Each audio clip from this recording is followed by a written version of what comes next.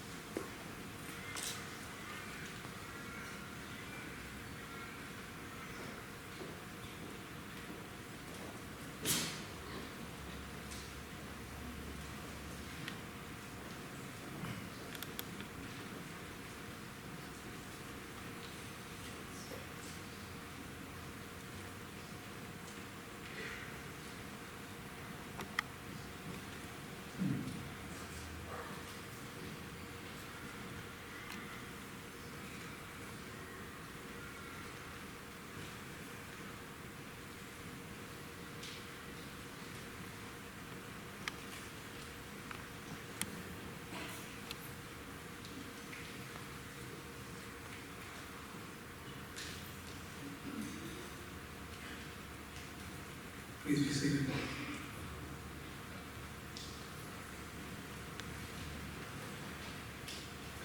Today, as a college, we recognise the efforts of Australian and New Zealanders who lost their lives in war. Anzac Day goes beyond the anniversary of the landing on Gallipoli in 1915. It is a day we remember all Australians who served and died in all wars, conflicts and peacekeeping operations. The spirit of Anzac, with its human qualities of courage, mateship and sacrifice, continues to have meaning and relevance to our sense of national identity. I would like to acknowledge that we meet on Aboriginal land, the land of the Whadjuk Noongar people. I would like to pay respect to their elders, past and present. Thank you. Representing Mr Christian Porter MP, Federal Member of Pearce, Mr Nat Livesey. Representing College Board Member Ms Jessica Shaw MLA, Ms Kim Travers, Labor candidate for Pearce. Councillor David Lucas, Mayor, City of Swan. Councillor Kevin Bailey, Deputy Mayor, City of Swan. Council Board Member Council Kate McCulloch, City of Swan. Councillor David McConnell, City of Swan. RSL WA State President Mr Peter Aspinall. Ellenbrook Sub-Branch RSL Vice President Mr Frank Mallard, Executive Director Statewide Services Mr Lindsay Hale, Regional Attendance Coordinator Department of Education Mr Adolfo Zapita, College Principal Dr Peter Havel, Chairman of the College Board Mr Chris Spencer, College Board's members Mr Stephen Hodgetts and representing Dr Wen Chen Mrs Rose Sun, College Board Member and PNC President Mr Adrian Clark, College Associate Principal Mr Paul Clark, Acting Manager of Corporate Services Mrs Susan Ashby, College Deputy Principals Mr Nathan Brown and Mrs Wendy Claxon, Principal of Instrumental Musical Services Mr Bruce Harriman, Ellenbrook Lions Club President Mr Derek Boardman, Defence Transition Officer Mrs Janelle Wallace, Guest Speaker Mr Chair Blair Johns, Police Pipers Chris McDonald, Scott Hanna and Ross Hume, Ms Hannah Fuchs, who will be leading us in the National Anthem, college staff, students and parents. Welcome to the Ellenbrook Secondary College 2019 Anzac Day service. My name is Stuart Ron Davis and I will be assisting with the running of today's assembly in the with the Senior School Council, which is led by head boy Tusan Bishan Nkoda and head girl Norelia Saikunza.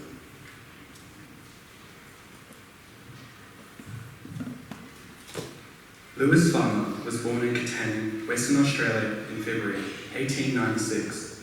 He was the fourth son of William Pegg Farmer and Emily Coyne, who were of Aboriginal descent. Lewis's father was a highly respected land guide in the Katanning area, whose mother was linked to the Beverley district, while his mother's family came from the Bremer Bay area. Lewis was raised and educated in Katanning, where he was an active member of the senior cadets and in the Katanning Football Club. On the 28th of December 1914, Lewis enlisted in the Australian Imperial Force at Katanning. He joined the 28th Battalion at Blackberry Hill in March the following year, and trained with the 11th Company Australian Garrison Artillery at Arthur's Head in Fremantle.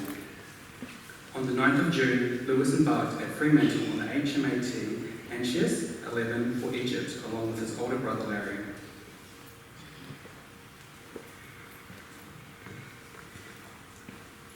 Following another period of training, the battalion journeyed to Gallipoli aboard the transport SS Ivania on the 4th of September. During the next 3 months, sickness including typhoid, jaundice, pneumonia and rheumatism accounted for more than 1/3 of the battalion's casualties.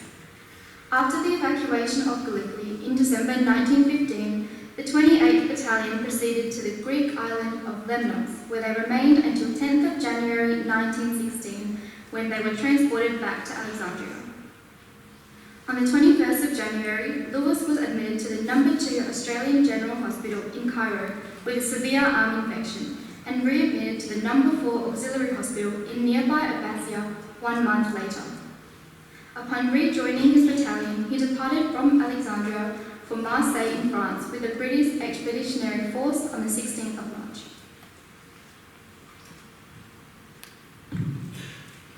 The 28th Battalion arrived in Marseille on the 21st of March and travelled by train to northern France.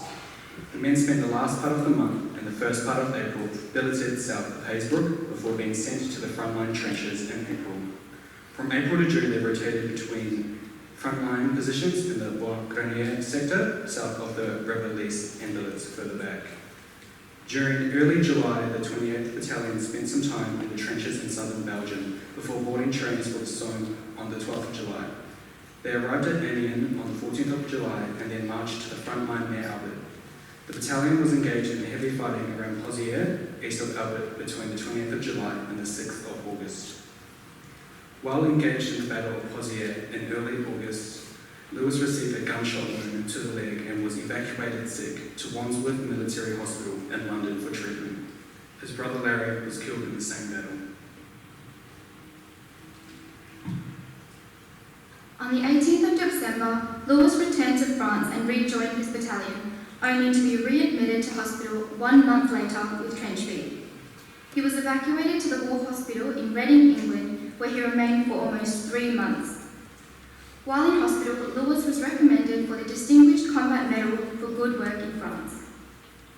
From the 3rd of April to the 18th of September 1917, Lewis was with the 70th Battalion at Wareham in England, serving alongside other Western Australians. In October, he returned to the 28th Battalion in France, where he was engaged in further action. On the 6th of April 1918, Lewis was again hospitalised with influenza. After a period of convalescence, he returned to serve at the front, where he remained until mid-October, when he took 2 weeks' leave in England. On the 2nd of November, he arrived back in France and served with the occupying forces for 2 months following the cessation of hostilities. On the 20th of January 1919, Lewis returned to England and he embarked the Australian on the HMAT Anzac A68 on the 28th of February and berthed in Albany on the 7th of April. The tube ship brought home one of the largest single contingent of returning soldiers to Western Australia. On arrival, they were admitted to the local quarantine station for 3 days as a precautionary measure against Spanish influenza. Lewis returned to Katanning by train on the 10th of April, where he and his fellow servicemen received a warm welcome by the Troop Train Entertainment Committee. Within 2 months of landing, Lewis was playing football once again and scored 2 goals in the first match with the Katanning Wanderers Club against Broomhill. On the 10th of June 1919, he was discharged from the AIF. Lewis remained in the district where over the next 15 years he was employed in a variety of positions ranging from a linesman for a telegraph postal department to an assistant with the local butcher.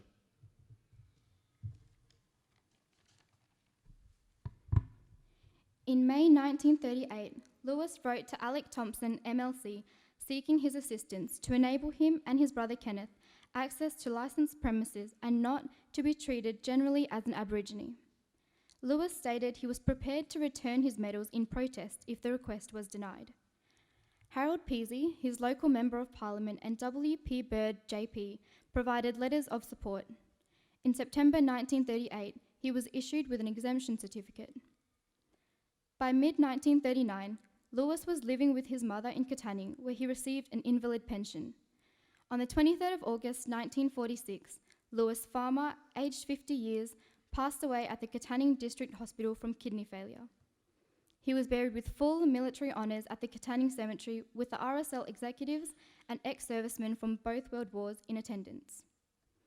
2 years after his passing, the Commissioner for Native Affairs, S.G. Middleton, wrote to the Farmer family requesting the return of their exemption certificates, deeming they were no longer recognised as Aboriginal under the prevailing legislation. Never to be forgotten, Lewis Farmer's name appears on the National War Memorial in Canberra, the Western Australia War Memorial, and the Katanning State School Honour Board, alongside his brothers Larry and Augustus, who were killed in action in France, and Kenneth, who returned home. Private Lewis Farmer was awarded the 1914-15 Star, the British War Medal 1914-20, and the Victoria Medal for his military service.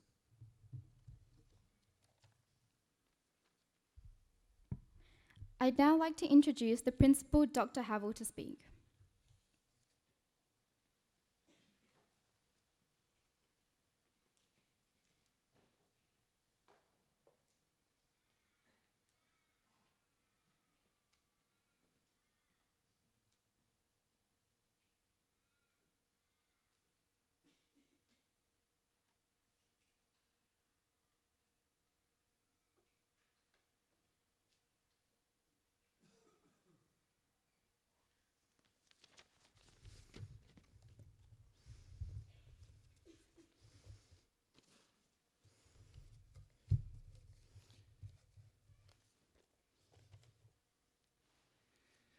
Okay, special guests, staff and students, welcome at today's Anzac service.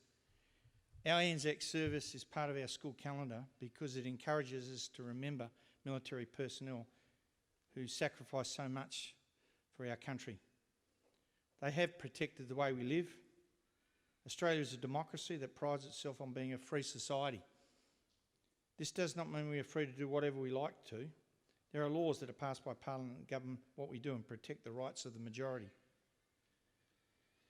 And they protect the common human rights of those everyday citizens. So our laws protect us from violence, intimidation, theft of property, vandalism and things we own. We can't discriminate against others on basis of religion, age, sex, economic circumstances and race. Whilst our system of government might not be perfect, it's one of the best in the world. And when you go and see other places and you get off the aeroplane on returning home, you kiss the tarmac just about because you realise how great a place Australia is. Today we're here to commemorate the sacrifice of Australian and New Zealand Army Corps, or the Anzacs, who fought in various wars since World War I to protect our freedoms. Whilst we're not celebrating war, we are taking the time to stop and remember those who have established the Anzac legend. Now, a legend can be seen as a tradition built around a set of stories.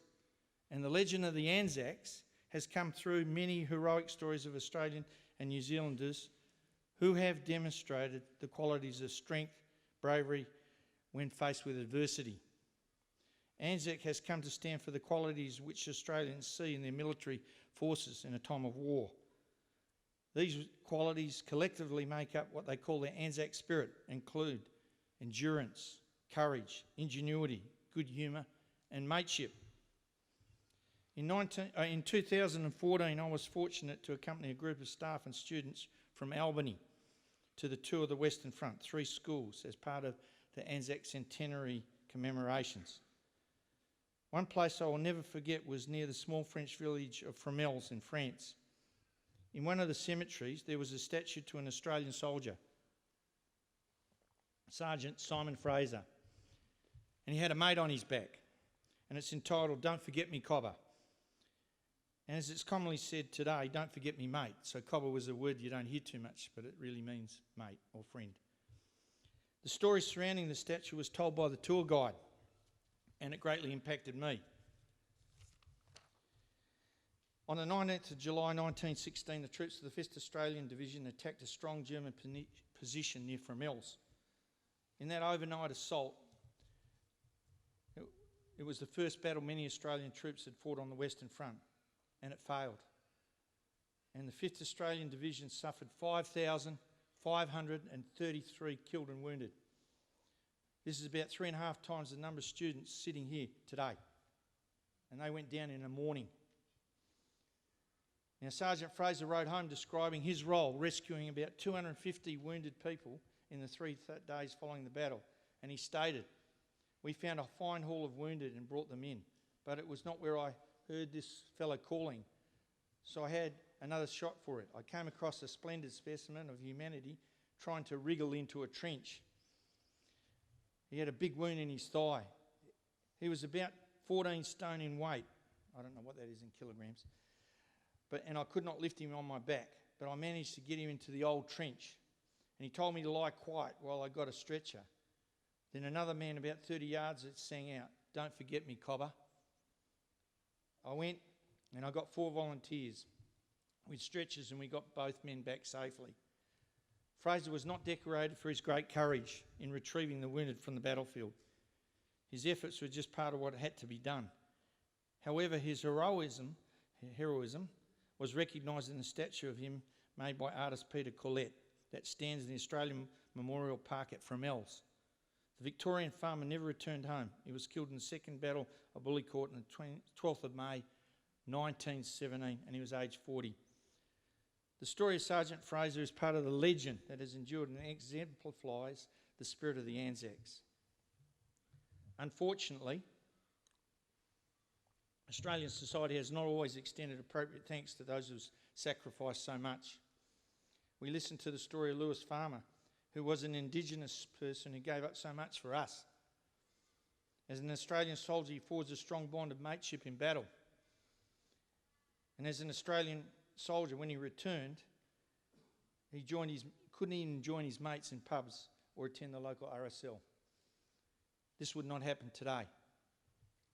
We need to take time to reflect on how we're going to ensure the mate next to you, person next to you, is not subjected to discrimination, intimidation or bullying. Take time to reflect on how you're going to respect all in our society. When you see somebody bullied, don't be a bystander. Our school values are engagement, success and community. You need to support the teacher in the classroom, work hard so that your successes will help you find employment so you can become a productive member of a free society. Take time to support and care for your parents, siblings and wider family. Take time to join sporting clubs and other organisations that build our greater community. Enjoy the great outdoors like I do. Go fishing, do something like that. Be Australian, lest we forget. Thank you.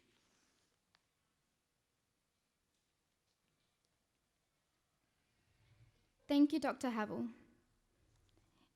In Flanders Field is a poem describing the colour and life returning to a war-devastated landscape. To read In Flanders Field, Shannon Crawford.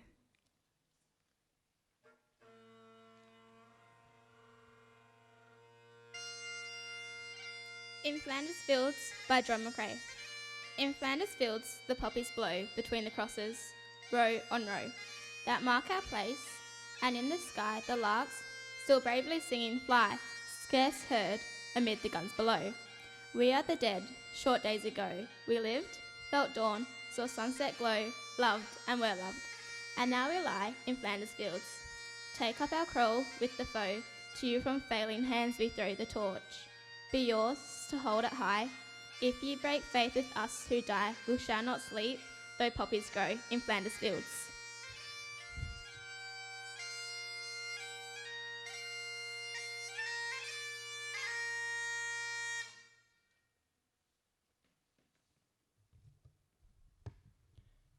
I would now like to welcome our guest of honour and keynote speaker, Mr. Blair Johns.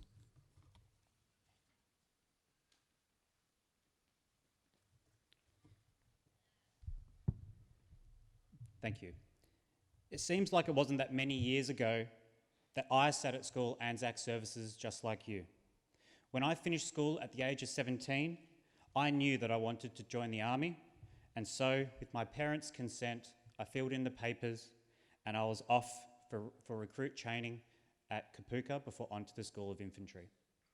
Suddenly, I had strong, intimidating people shouting at me and telling me to pack my wardrobe correctly, get my hair cut shorter, eat my meals quicker, get out of bed and be on parade by 0600 hours every morning. I was also made to run faster and further than I ever thought myself capable. You think that your parents are tough? Try this. This experience in the army, however, is not unlike any other situation that you will go into. It's just not as rough. When I first joined the army, I couldn't imagine myself deploying on operations. I never thought I would be that lucky. But when given the opportunity, I willingly packed my bags, left my friends and family behind. I count myself lucky that I joined the army at an incredibly busy time. During my 13 years in the army, I served in Iraq, East Timor, and twice to Afghanistan. However, those days of putting on a uniform are over, and now I'm a teacher.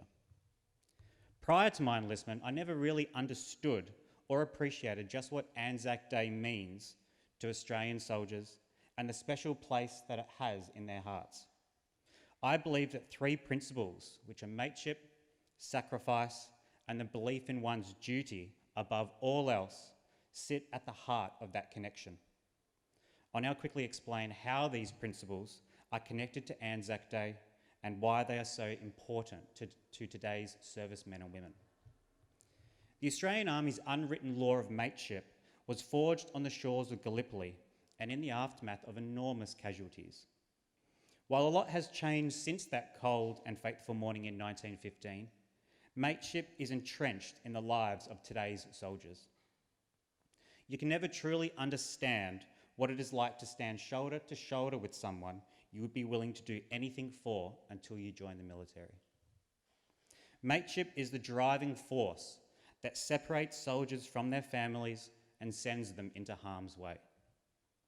It's the belief that you cannot let the team down, the belief that you have a crucial role to play, and that without you, the team, your mates, suffer.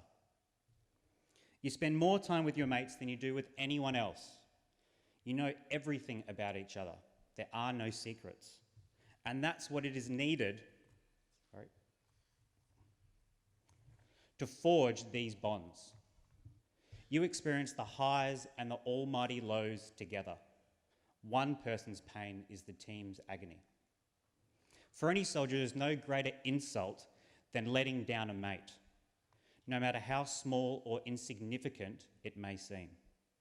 I have lost friends both overseas and more tragically here at home. As a brotherhood, we always have each other's backs. We can be on the opposite sides of the country and still be willing to support each other when needed. While we often move on with our post-army lives, that mateship can never be broken. Anzac Day gives us an opportunity to get together, to check in with each other and bask in the stories that were all but forgotten and relive them like they happened yesterday.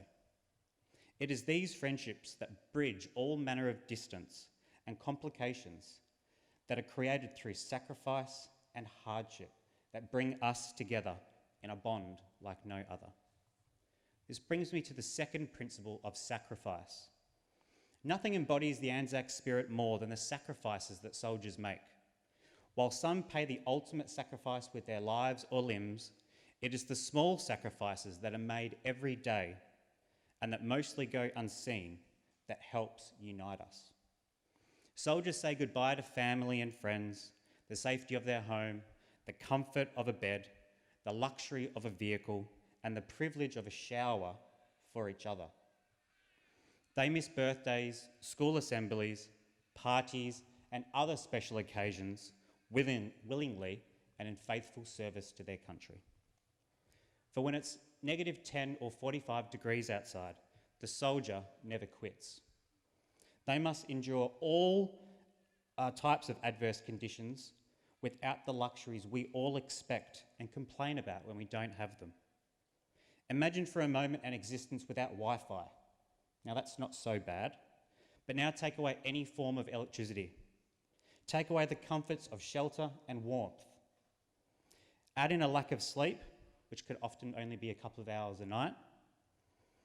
Take away quality food, or even the knowledge of when you're going to have your next hot meal. Now, make sure you're also required to carry everything that you need to survive on your back. Don't forget to walk 15 to 30 kilometres a day, and then still have enough energy to dig a shell scrape or a trench to live and fight in. And remember, this isn't even taking into consideration the need to remain alert at all times and with the constant threat of injury or death. Now, don't get me wrong, soldiers enjoy a whinge just as much as the next person, and boy, do they complain. They share and dream out loud about what they miss the most from home, but as long as they are together, they can maintain a sense of humour and just get on with the job. They are all sacrificing what we take for granted so that we can have our freedom and live our comfortable lives. And it is these times when they move in the shadows of their Anzac forefathers, they forge great bonds with each other and truly do our nation proud. Lastly, we move to the concept of duty. While mateship and sacrifice are two important principles, what underpins these is the soldier's belief in his duty to his mates, his family, and importantly, to his country. In the infantry, our motto is duty first. It is the belief that you are part of something greater, that you must put your mission and mates above everything else, and that's including your family and especially yourself. What other reason would we willingly do those things if it were not for a greater cause? The soldier believes that what they are doing is needed, that it is part of a bigger picture.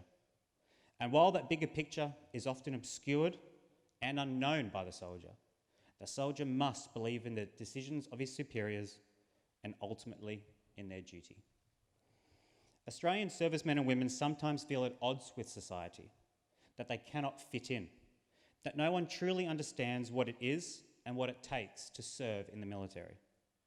On Anzac Day, however, the soldier is free to be themselves, to remove the mask that they wear every day and be with people that understand what they have been through.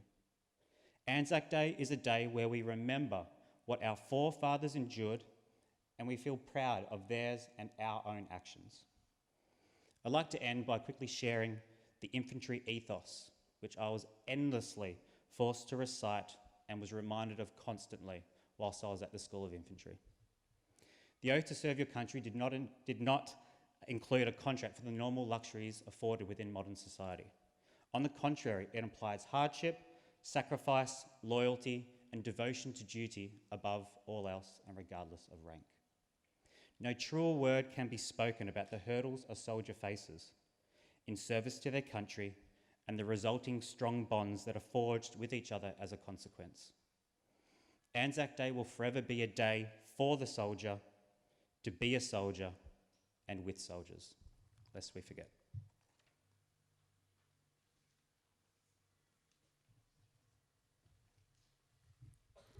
Part of the tradition of the Anzac is to lay wreaths to commemorate fallen soldiers.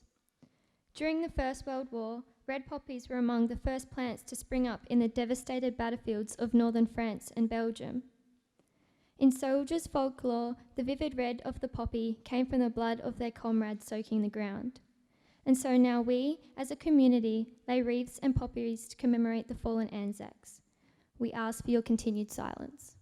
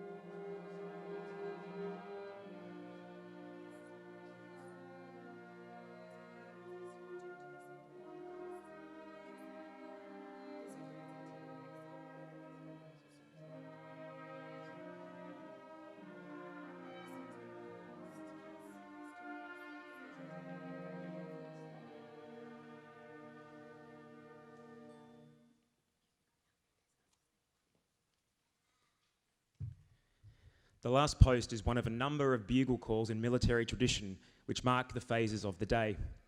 Where reveille signalled the start of a soldier's day, the last post signalled its end. It is believed originally to have been part of a more elaborate routine known in the British Army as tattoo. During the evening, a duty officer had to do the rounds of his unit's position, checking that the sentry posts were manned and rounding up the off-duty officers and packing them off to their beds or billets. He would be accompanied by one or more musicians. The first post was sounded when the duty officer started his rounds, and another bugle call was sounded when the party completed their rounds when they reached the last post. This signalled that the night sentries were alert at their posts and gave one last warning to any soldiers still at large that it was time to retire for the evening. Last post serves as a final farewell and symbolises that the duty of the dead is over and that they can now rest in peace.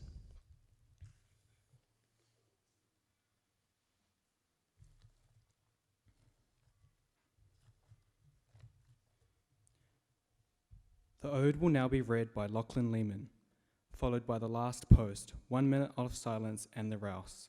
Please stand.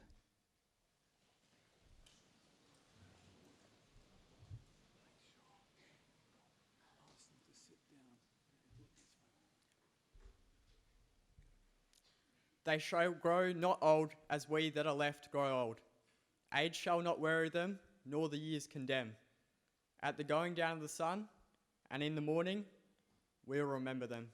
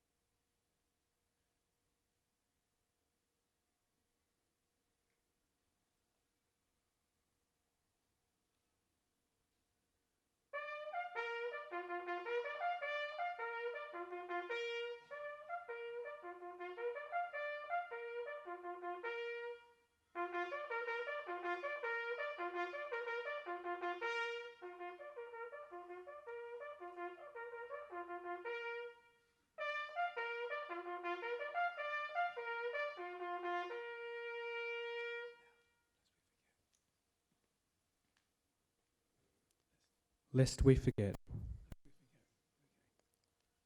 Please remain standing as I would now like to introduce Miss Hannah Fuchs to sing the New Zealand and Anthem, Australian National Anthem. You are encouraged to join along.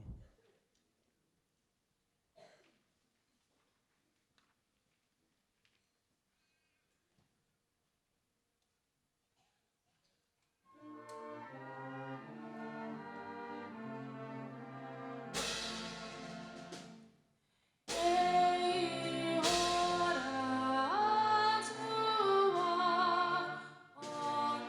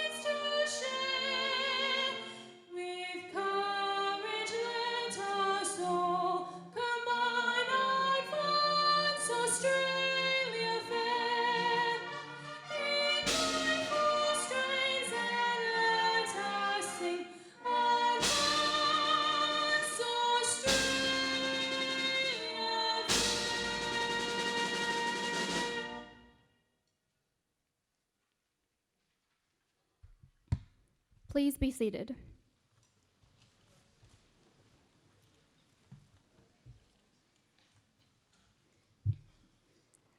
In 1953, the City of Perth Regiment, the 11th Infantry Battalion, adopted Sussex by the Sea as their regiment march because of its official alliance with the Royal Sussex Regiment of the British Army. In 1960, the battalion became absorbed into the Royal Western Australian Regiment, and although taking 7 years to make it official, they took their march, Sussex by the Sea, with them. Thank you to our dignitaries and special guests for attending this morning's Anzac Assembly. Please remain silent as our guests are now invited to leave while the band plays Sussex by the Sea.